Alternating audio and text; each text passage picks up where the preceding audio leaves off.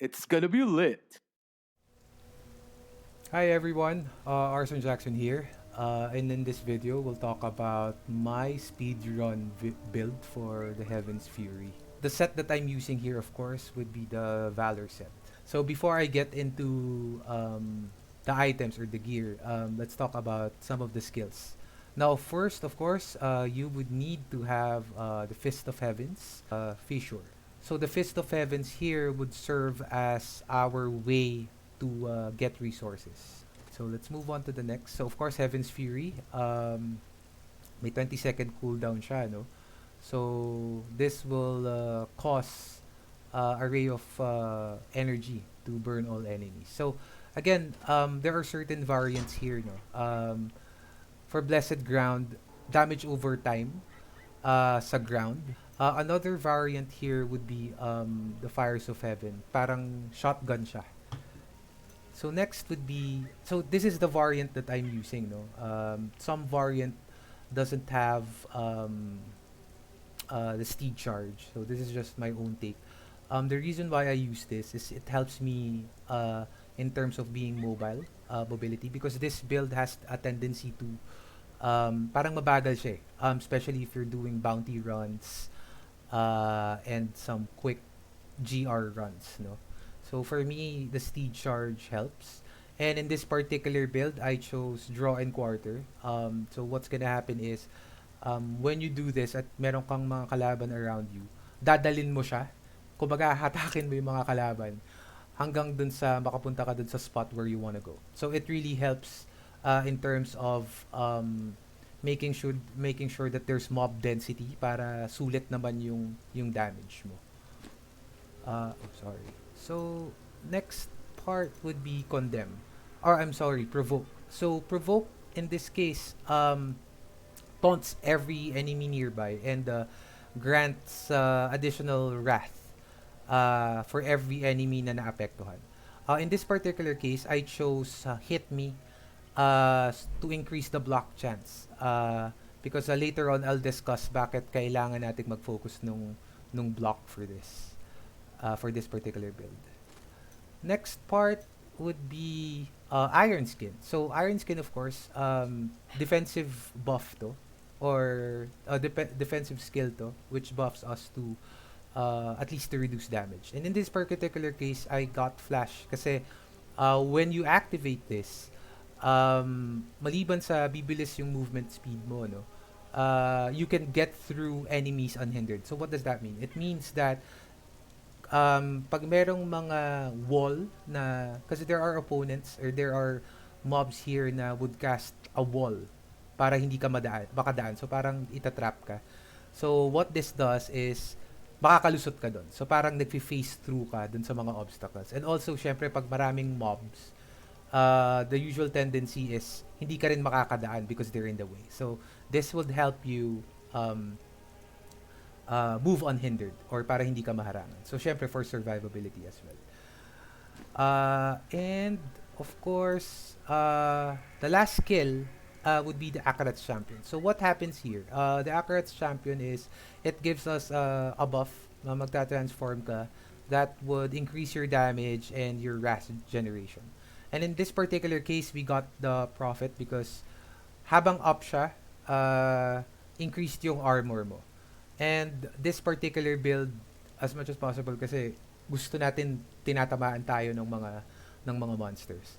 Uh, and also, on top of that, meron siyang resu effect wherein it stacks with a skill, no, that you have, and I'll discuss that later. It stacks with a skill that you have na if you die, uh, you will be restored to full health. So parang in this particular build, parang dalawa yung res skill mo. Uh, so that's for my the skills, no, that I'm using. Um, Now, these are the passive skills naman that I use. So ito yung sinasabi kong skill earlier. The indestructible. So you get this. So when you receive fatal damage, you instead become immune to it. And yun nga, may increased damage ka, and yung life per second generation mo, or life per kill rather, is increased for 5 seconds. So of course ito medyo may internal cooldown to. So before this is active again, kailangan magantay ka ng 1 minute. Alright. So, second one is Fervor. So, in this particular case, I'm using a one-handed weapon. So, when you use this skill or when you have this passive, it increases your attack speed by 15%. It reduces all the cooldowns that you have for 15%. So, that's really big, especially in this build because this build relies mostly on the cooldown reductions para laging up yung specific skills mo. Next part would be lahat ng builds ng Crusader halos meron ito, Finery. So what this is it gives you a 1.5% increase of strength for every gem na meron ka sa gear mo. So it's really big in terms of the stat bonus that it provides. It's really big. So this is a must. And the last passive buff that I have or skill is hold your ground. So again, in this, what this does is though you cannot dodge anymore, your block chance is increased by 30%. And again, for this build to work, kailangan mataas yung block chance natin. And I'll tell you in a bit why. So let's go with the gear. So of course, medyo iba yung gear ko, no? Kasi ito yung, again, what I'm saying is, ito yung speed build ko. So let's of course start with the weapon. So ideally, most weapons, they use pig sticker, no? Especially for the pushing build, and it's either this one, the Fate of the Fell, and it does grant you additional damage in terms of your Heaven's Fury. But in this case, medyo hybrid to kasi if I'm not mistaken, this particular weapon, Dark Light, is used for the Heavens, Fist of Heavens build. So what it does is it provides us, it casts the Fist of Heavens, which is your Wrath generation. It dalawang beses siya ikakast or sabay, simultaneous, and it increases the damage by a whole lot. So in this particular case, kasi importante yung kailangan nakakapag-generate ka ng wrath so that you would have more damage. So para sa akin ito yung ginagamit ko. And the usual requirements ang kailangan dito, of course, would be as much as possible kailangan meron kang plus damage, you have a percentage of damage, and you have, of course, the critical hit damage, which can be supplemented by the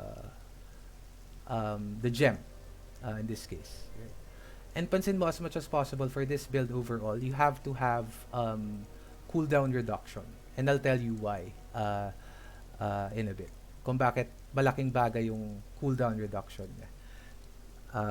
So let's move on to the next. So of course, I'm using the Valor set. So in this case, of course, as the stats that you want here would be critical hit damage, critical hit chance, and the attack speed, because it really helps. Yeah. Spalders of Valor, gusto mo dito, so your main stat, which is strength, get resist all elements as much as possible, and cooldown reduction as well. Yung Heaven's Fury, if it's something that you can get, it's fine. That's going to be really good. For the breastplate, here what you want to get would be your main stat, vitality, resist all, and of course extra damage for Heaven's Fury. For the helmet, of course, resist all. Yung dapat may socket siya so that you can slot in your flawless diamond, which gives us further damage, cooldown reduction, and at the same time your of course your main stat. So in this particular build, I'm using the Traveler's Pledge set, the endless walk set. So that is with the Traveler's Pledge and Compass Rose. So what it does, when you move, yung damage reduction mo nababawasan ng 50%. And when you're standing still, the damage that you're dealing is increased to 100%. So that's what I use. In terms of the needed stats here, for me, I'd go for critical hit chance, and critical hit damage. And of course, main stat. And dapat may socket siya. Next, Bracer of Fury. So this is an essential item for this build. Hindi siya, of course, part ng set item, but like, what this does is it gives us increased damage sa Heaven's Fury.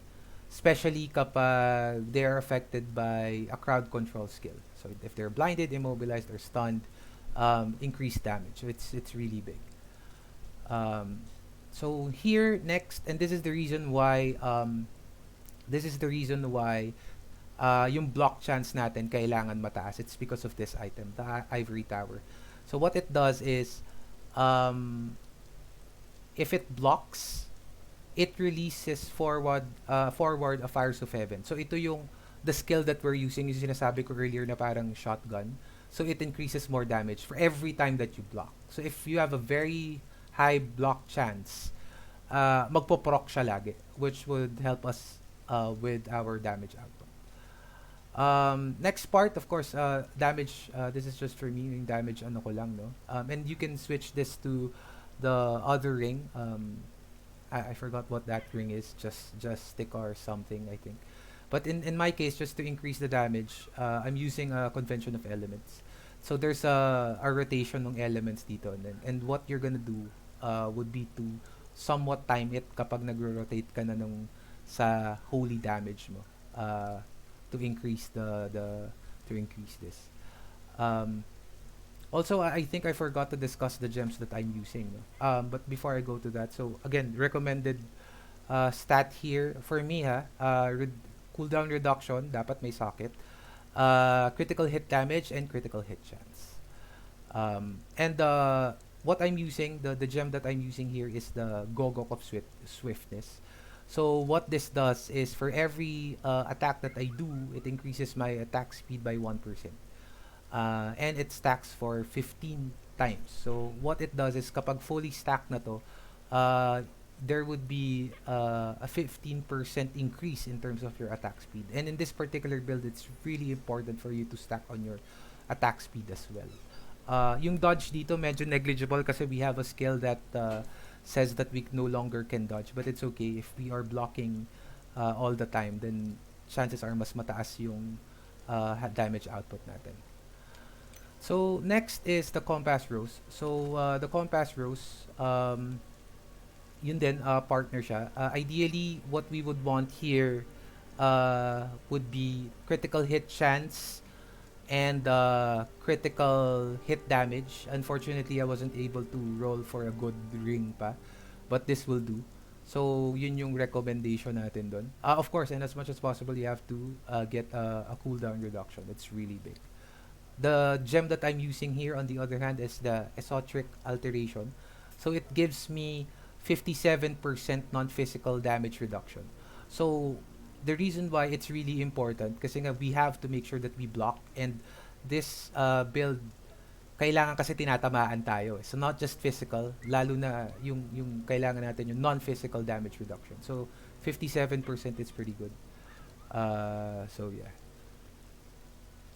And sige, let's go back to the gem na nakasocket as a Traveler's Pledge. So I have Bane of the Trapped. So what this does is, it does increase the damage against enemies under the effects of control impairing effects. And the good thing about it is, yung effect niya na, I think pag napaabot mo na siya ng 25, no, yung extra skill magkikick in. It gives me an aura that reduces the movement speed of enemies within 15 yards by 30%. And because, again, it's an aura, automatically, it triggers yung control impairing effects niya. So that's like 44% increased damage. So it's really big. So okay. So here sa akin, no, I'm using boots, the boots of Valor. What we're looking here would be elemental, resist all elements. Of course, your main stand, vitality, and armor. So basically, kailangan lang natin dito ng pampakunat. Next part, and these are craftable materials. The Captain Crimson's Trust Thrust and Captain Crimson's Silk Girdle. So the reason why we're getting this, and again, this is something that you can build no, sa blacksmith. The reason why we're getting this is because of its effect. Um, for this, pag meron kang dalawang set nito, what happens is, of course, cooldown reduction to all skills by 20% and reduces all resource costs by 20%. That's really, really big. Because lahat ng skill natin, pansin nyo, may cooldown siya. So, if we can reduce, especially yung Akarat Champion, if we can reduce that to almost nothing, there would be 100% uptime. So, at least, nandun ka sa form na yun lagi and it would give you more damage and more wrath generation. And of course, the third set here, the one reason why, kumbaga, nai-incentivize kung bakit nagsa-stack tayo ng cooldown reduction, it's because of this. Because kapag mataas yung cooldown reduction mo, mas malakas yung damage mo. So, which is really, really good for the build. And of course, your damage taken is reduced, on the other hand, by your percentage of cost reduction naman. Although very minimal when I was testing this, very minimal naman yung reduction nung sa damage reduction. Pero okay lang kasi it helps. Pero ang malaki talaga dito is yung damage dealt. So yun siya. So that's something that you can craft. And again, the skills or the stats that you would want to go for would be pampakunat lang. Vitality, resist elements, and 50% life. Or armor in this case. And of course, as much as possible, dapat meron siyang socket, yung lengths. So it will increase the damage with the skill that we have. So to actually discuss yung mga powers naman, no. So this time, Shield of Fury. So what it does is it helps us increase the damage taken. So nagsa-stack siya. Yung Heaven's Fury mo, nag-increase siya ng 30%. And it stacks 20 times. So what happens here is, hindi lang siya nagsa-stack sa isang enemy, but like, for as long as you're using it, it's cumulative. So, nagtitake effect siya. So, habang tumatagal yung laban, lalong lumalakas yung damage mo. That's why this particular build is very good against Rift Guardians. And of course, Fate of the Fell, na-discuss ko na to earlier. And the reason or the item which makes this build possible is the Ring of Royal Grandeur. So what it does is it reduces the number of items needed. So let's say to get a 5 set, let's say for example, in order for us to get the whole set item here, dapat 6, diba? But because of that item, kahit 5 lang, okay lang. So it offers us flexibility and it gives us more opportunity to use other items. So let's say for example, to get the whole set bonus here, the 3 set bonus buff, kailangan lang natin ng 2. So it really helps. So that's it. That's it for my build. And again, this particular build, I can pretty much do a speed run hanggang GR 100. So that's really good, and it's usually under 6 minutes, give or take, probably mga around 5 to 6 minutes depending on the map. But for me, it really helps kasi I could pretty much spam it and get items, farm items, and at the same time for bounties, it really helps. So later on, I'll be adding a short clip just to highlight some of my runs and to show you the time I'm spending whenever I do these GR runs. And I really hope this video helps you guys, and don't forget to subscribe. Follow me on the Facebook. You can follow me on Twitch as well. Hit me up on Twitter. Let me know what you need. Ask me anything, and I'll see you guys around, and take care, and let's get lit.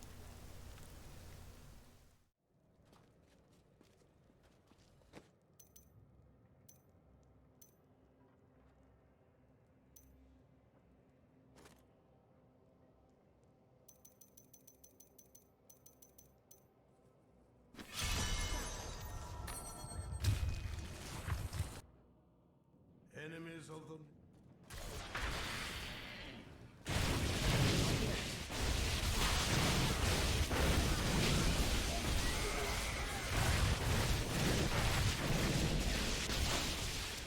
Not ready yet.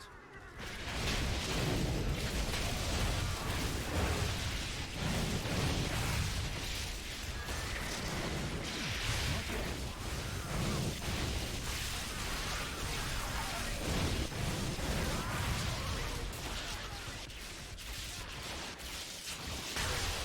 Not ready yet.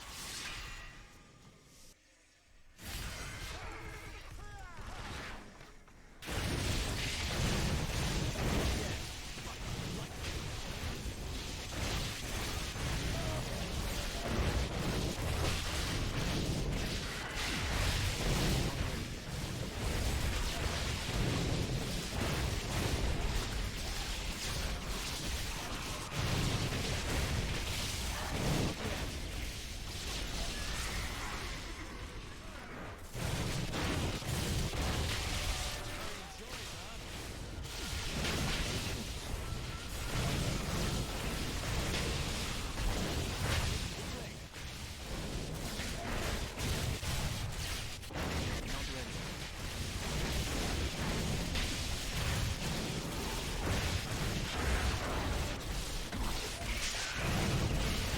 Not yet.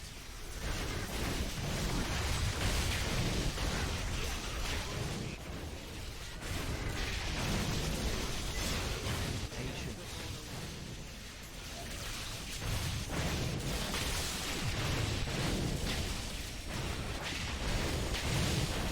Not ready yet. Not yet.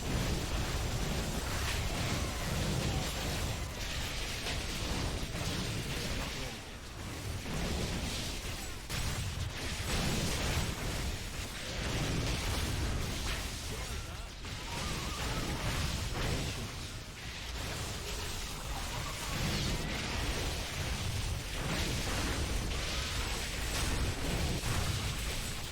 Not yet.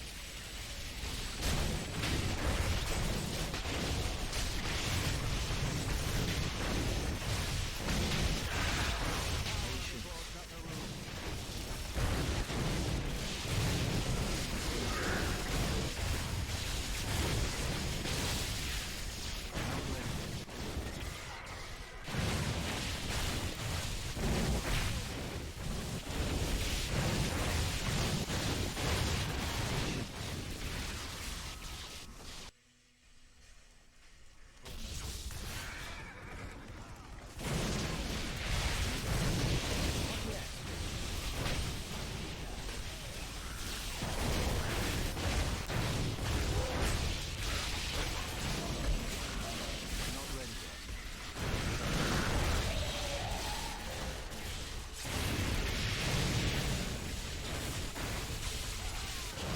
Not yet.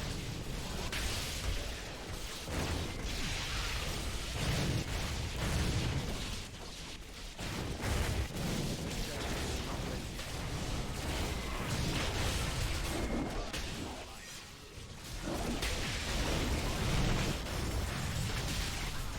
Patience.